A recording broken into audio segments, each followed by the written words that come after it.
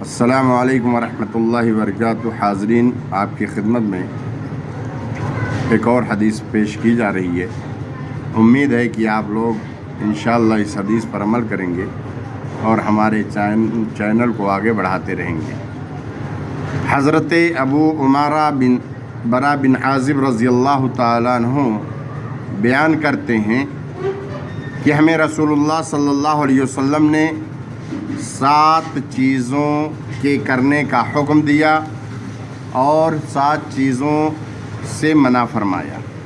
ہمیں حکم فرمایا مریض کی مزاج پرسی کرنے کا، جنازے کے پیچھے چلنے کا، چھینک کا جواب دینے کا، قسم اٹھانے والے کی قسم کو پورا کرنے کا، مظلوم کی مدد کرنے کا، دعوت کرنے والے کی دعوت قبول کرنے کا،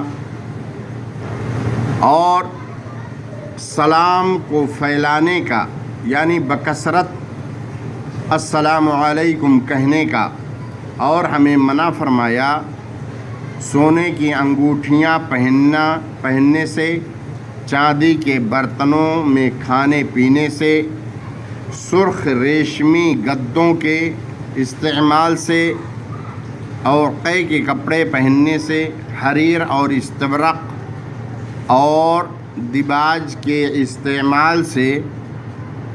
یہ تینوں ریشمی کپڑوں کی قسمیں ہیں۔ بخاری مسلم کی روایت ہے۔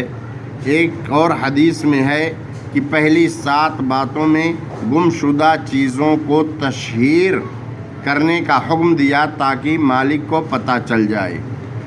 اس میں ایک حدیث کا مطلب قسم اٹھانے والی کی قسم کو پورا کر دینے کا مطلب یہ ہے کہ کوئی شخص اگر تم پر اعتماد کرتے ہوئے یہ کہہ دے اللہ کی قسم تم فلاں کام ضرور کرو گے، تو اس کے اعتماد کو مجروح مت کرو اور اس کام کو کر کے اس کی قسم پوری کر دو، بشرطے کہ وہ کام حرام نہ ہو۔